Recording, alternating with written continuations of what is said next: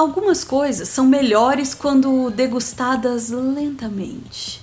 Tá sendo assim com a saborosíssima delação do Mauro Cid.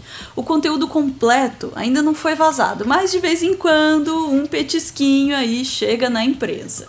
A cada vazamento, o Bolsonaro tá mais enrolado. Mauro Cid relata que Bolsonaro pediu uma alteração no decreto golpista.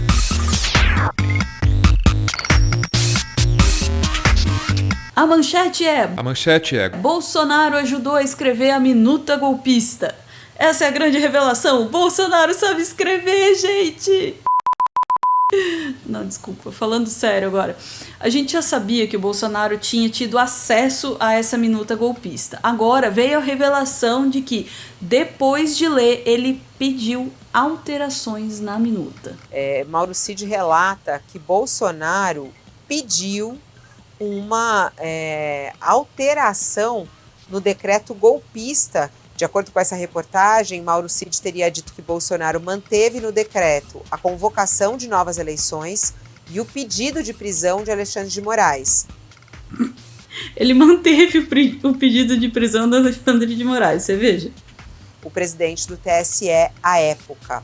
O próprio ex-assessor retornou dias depois com uma nova versão do texto e a alteração solicitada por Bolsonaro. Pois é, agora ficaram bem claras quais as intenções do Bolsonaro. 1. Prender o Xandão e 2. Convocar novas eleições. É interessante notar que o alvo era bem específico, né? A delação do Mauro Cid revelou que o Bolsonaro reforçou, né, a imagem que o Bolsonaro tem um medo, tem um pavor do Alexandre de Moraes. Tinha uma lista de várias autoridades que seriam presas, né, nesse processo. Bolsonaro tirou todas e deixou só o Alexandre de Moraes, deixou só Xandão, né?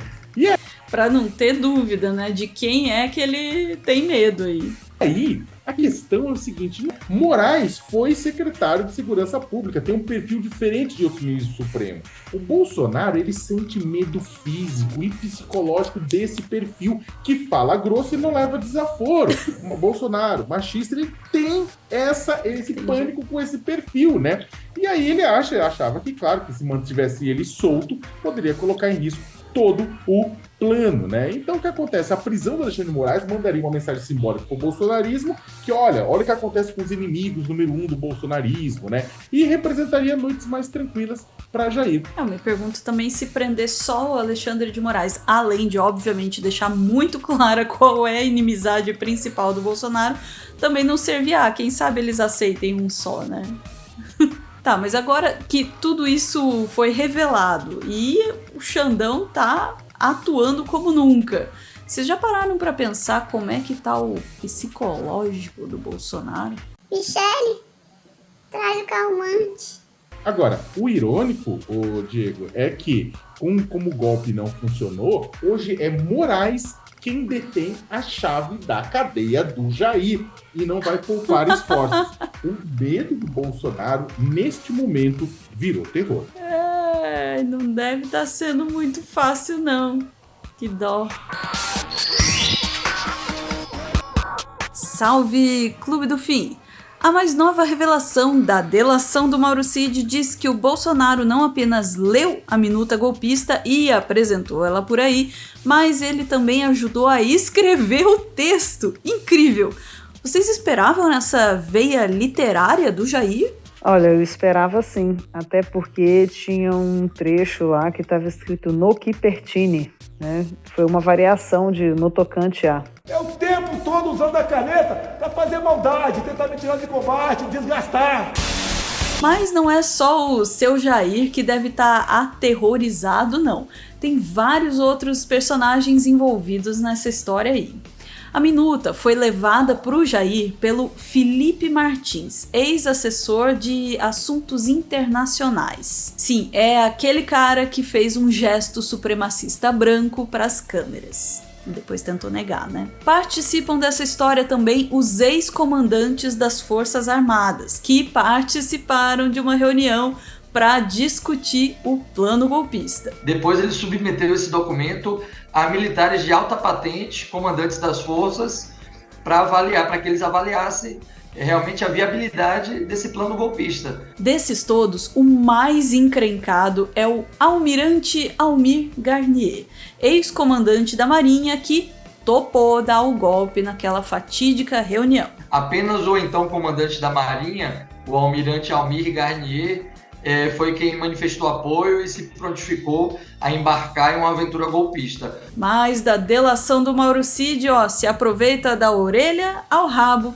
Ela também entregou o general Braga Neto, que foi ministro da Casa Civil e candidato a vice-presidente do Bolsonaro. O Mauro Cid apontou o general como o intermediário entre o Planalto e os acampamentos golpistas.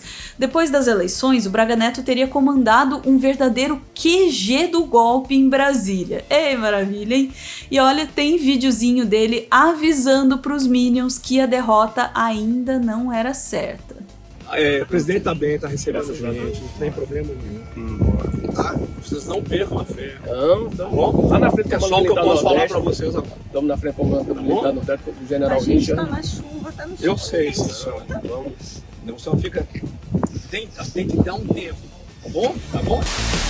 Quando questionado sobre a expectativa dele com relação à delação do Mauro Cid, o Bolsonaro segura o medo, faz cara de forte e diz que só tem 2 temas que poderiam trazer revelações. Fato, num determinado momento da entrevista, ele diz isso. Tirando o 8 de janeiro, tirando os presentes, não tenho o que dizer do meu governo. Tá, o golpismo a gente já viu.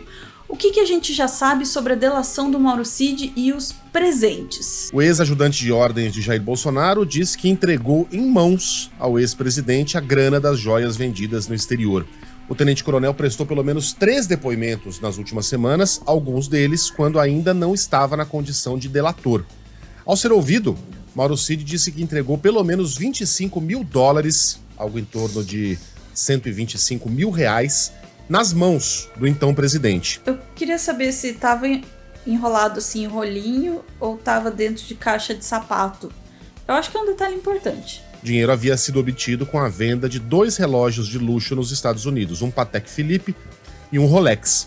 O tenente-coronel destacou que as provas das negociações no celular dele, as provas estão no celular, e esse celular já está sendo periciado pela Polícia Federal. A parte mais divertida dessa história toda é quando o Cid tenta explicar o fato de que houve a tentativa de vender os relógios. Olha as aspas que foram reveladas pela Veja.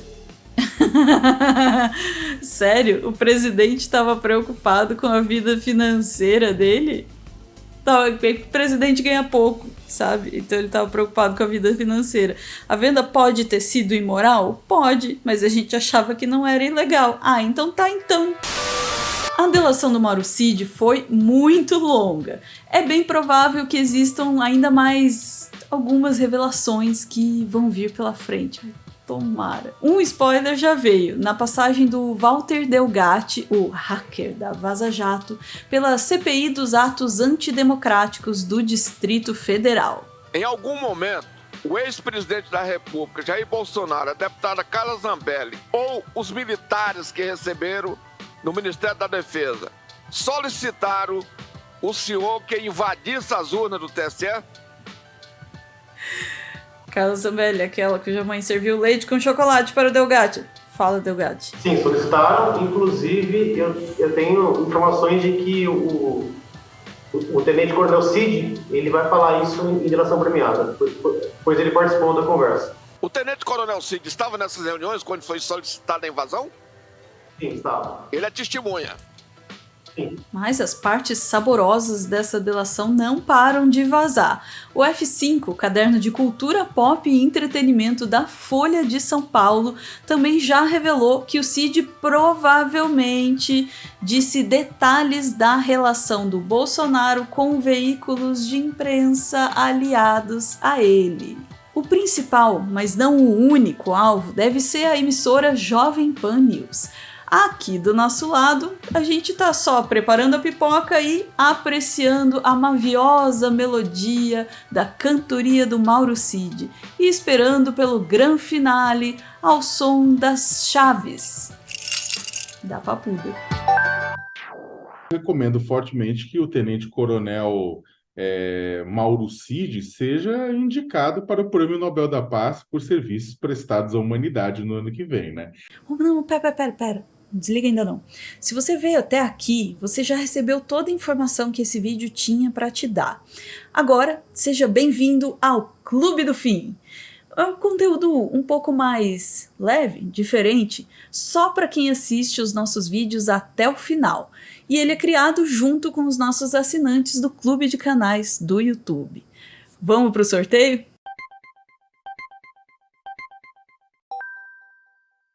Macho, tô com medo de abrir esse vídeo. Be careful when Brazil and Bahia, and especially Salvador, Brazil, because as much as brothers might not know, I've lived there a good amount of time, like almost 6 months, but the feminism is, I would say, 10 times stronger over there.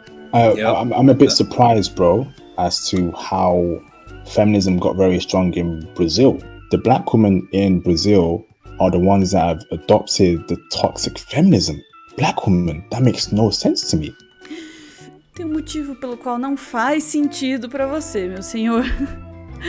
Mas tô achando esquisitão o papo aí, hein? Pô, fui lá pegar umas mulheres, mas não gostei não, porque elas estavam muito feministas, assim, não estavam no ponto. Eu sei que ele falou na intenção de reclamar, mas é um elogio tão bonito de se ver, de se ouvir, de saber que os planos dele foram frustrados. I honestly don't understand why feminism is in Brazil. Porque, né, a gente gosta aí de sair com aquelas roupas curtas e tudo. Ai, pra que essa coisa chata de feminismo?